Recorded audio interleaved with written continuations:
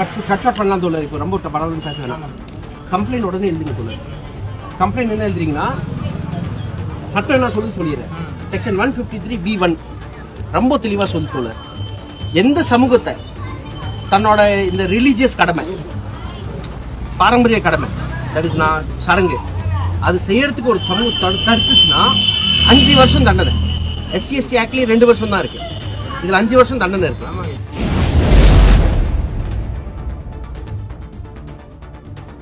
இப்ப என்னோட கேள்வி என்னன்னா, கண்டவன் கண்ட கட்டளை போடுவான். தன்னவே ஆண்ட பரம்பரை சொல்லி கண்ட கட்டளை போடுவான். அரசாங்கம் போய் அவன் முன்னாடி கை கட்டி நிக்கணுமா?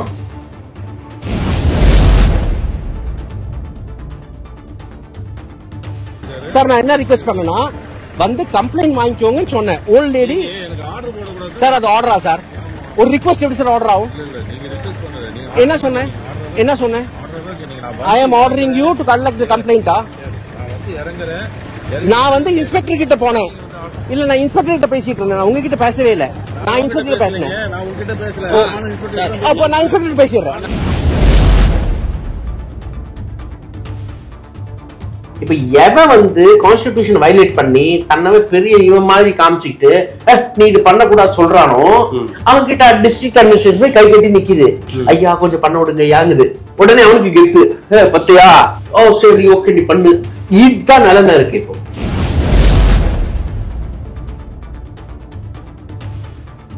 பிரச்சனை எங்கிருந்து ஆரம்பிக்குதுன்னா, இதே ஆண்ட பரம்பரை திமிரு.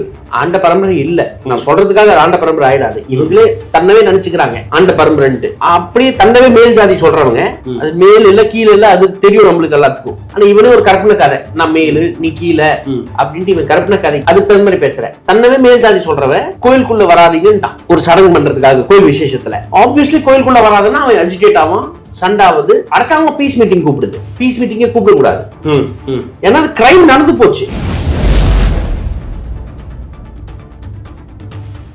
செக்ஷன் 153B பழைய செக்ஷன்ல, புதுசுல 196 197 இந்த புது பாரதிய நியாய சமிதா அதுல இப்படி போட்டிருக்கு. அதுல பழசுல 153B2ல என்ன சொல்லுதுன்னா, ஒருத்தன் அட்வைஸ் பண்ணாலும் அசர்ட் பண்ணாலும் கோவத்துல இல்ல மொல்லமா மென்மையா தப்பான விஷயத்த சொன்னானா தூக்கி உள்ள போடுங்கிறான்.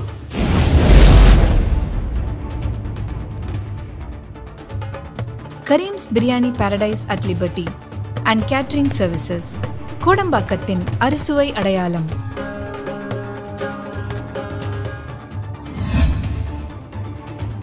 சார் வணக்கம். வணக்கம். ஃபேஸ்புக்கில் உங்களுடைய ஒரு போஸ்ட்டை பார்த்தேன். தலித்கள் எந்த அளவில் முடக்கப்படுகிறார்கள் என்று. ஒரு தலித் நபருடைய சவம் அடக்கப்படும் போது நடந்த இந்த பிரச்சனை என்ன நடந்தது? See Rahul, this is not one issue. என்னோட ஒரு வாலண்டியர் குணாலன் எனக்கு ஃபோன் பண்ணாரு. சார், ஒரு அருந்ததியர் சமூகத்துக்கு சேர்ந்த இளங்கோங்கிறவர் 38 39 வயசாகுது.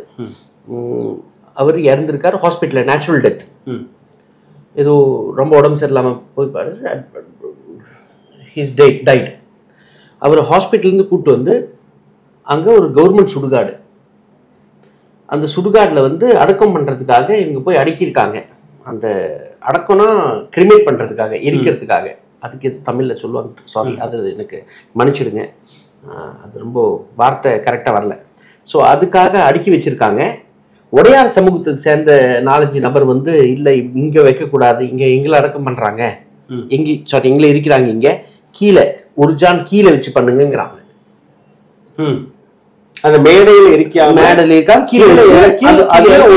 கீழே இருக்கணும். ஓகே அப்படின்னாங்களாம். அப்படி சொன்ன உடனே இவங்கெல்லாம் ஃபோன் பண்ணி போலீஸ் வந்திருக்கு. போலீஸ் என்ன காலகாலமா நடக்கிறது தானே, அப்படியே போயிடுங்க, அப்படி பேசிக்கலான்னாங்க. இந்த தகவல் எனக்கு வந்த உடனே ஐ ரீச் த ஸ்பாட். இது 24 கிலோமீட்டர் சேலம் சிட்டியிலிருந்து. பட் சேலம் சிட்டி லிமிட்ஸ்ல தான் வருது, போலீஸ் லிமிட்ஸ்ல. போய் சேர்றேன், பார்க்குறேன், போலீஸ் தூரமா நின்று இருக்காங்க. இறந்து போன ஒரு வீடு இங்கிட்ட அவங்க ரொம்ப தூரமா நிக்கிறாங்க, மூலையில.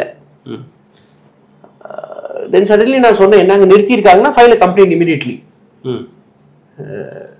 சட்டம் நம்மளை பாதுகாக்கும், சட்டத்து மேல நம்பிக்கை வைங்க. நான் உங்களுக்கு சொல்றேன், சட்டத்து மேல நம்பிக்கை வைங்க, சட்டம் நம்ம பாதுகாக்கும், கம்ப்ளைண்ட் எழுதுங்கன்னு.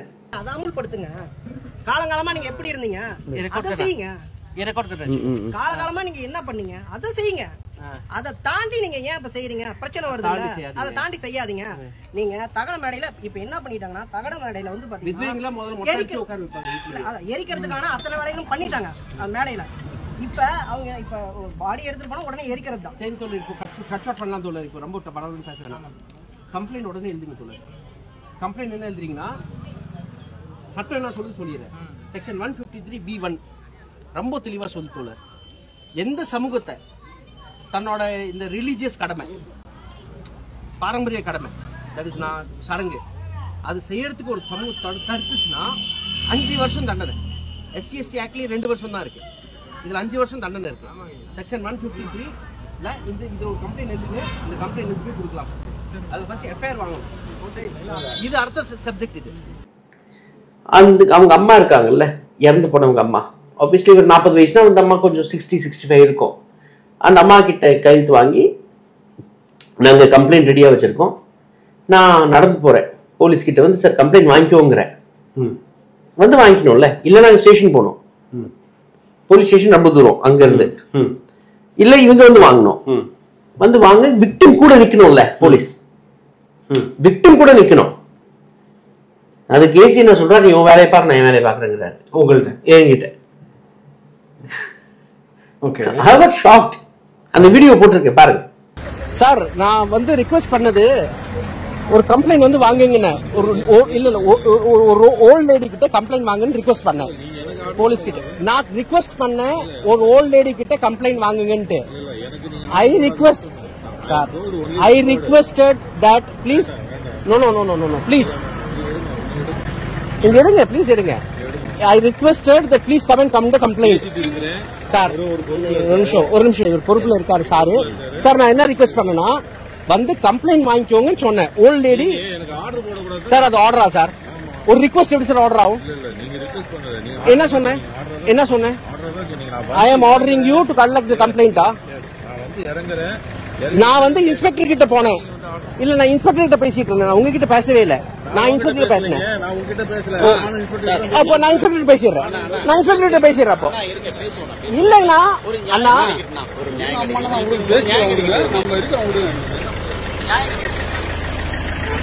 மேடம் உங்களை ரிக்வெஸ்ட் பண்றேன், வந்து கம்ப்ளைண்ட் வாங்கிக்கணும் ரிக்வெஸ்ட் பண்றேன்.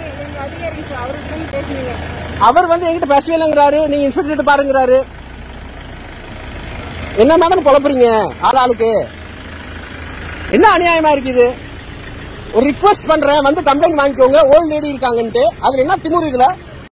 அந்த வீடியோ நான் ஒரு 5 நிமிஷம் கழிச்சு திருப்பி பண்ணேன், தாங்க முடியல. திருப்பி போன வீடியோ ஆன் பண்ணிட்டு அந்த டைம்ல அதை ரெக்கார்ட் பண்ணல. ரிக்வெஸ்ட் பண்ற வந்து கம்ப்ளைண்ட் வாங்கிட்டு. என்னோட கோவத்துல ஒரு அடிப்படை இன்னொரு காரணம் என்ன இருந்ததுன்னு, அன்னைக்கு அதுக்கப்புறம் ஃபோன் பண்ண வச்சோம். அப்புறம் நான் எவிடன்ஸ் கதிரிக்கிட்ட பேசினேன், அங்கிட்ட பேசினேன், இங்கிட்ட பேசினேன், எல்லாம் பேசினேன். அப்புறம் நான் call the collector, inform the collector. AC assured me, ACIS கூப்பிட்டு இருந்தேன் சேலத்தில். ஹி அஷ்யூர்ட் மீ தட் இல்லை சட்ட பிரகாரம் தான் நடக்கும்ட்டாரு. பை ஈவினிங் அது ஷார்ட் அவுட் ஆச்சு, சட்ட பிரகாரமே நமக்கு பண்ண வச்சாங்க. இப்போ என்னோட கேள்வி என்னன்னா, கண்டவன் வந்து கண்ட கட்டளை போடுவான், தன்னவே ஆண்ட பரம்பரை சொல்லி கண்ட கட்டளை போடுவான். அரசாங்கம் போய் அவன் முன்னாடி கை கட்டி நிக்கணுமா? ஐயா கொஞ்சம் பார்த்து பண்ணி விடுங்க ஐயா, விடுங்கயான்ட்டு. And this is the state where social justice has been spoken. Absolutely. At the most. Absolutely. But இது நிச்சயமா இப்படி விட போறது இல்ல. This will be taken further. இதோட இன்னொரு சப்ஜெக்ட் என்ன இருக்குன்னா, இது கொஞ்ச நாள் முன்னாடி தீவெட்டிப்பட்டிங்கிற இடத்தை ஞாபகப்படுத்துறேன். ரைட்டிங் நடக்குது, பல கடை எரிக்கப்படுது, பல பெண்களோட மண்டை உடைக்கப்படுது. தலித் பெண்களோட மண்டைய வந்து போலீஸ் போர்ஸ், ரொம்ப வீர போலீஸ் போர்ஸ் இல்ல, தன்னோட வீரத்தை தலித் பெண்களுக்கு தான் காட்ட முடியும்.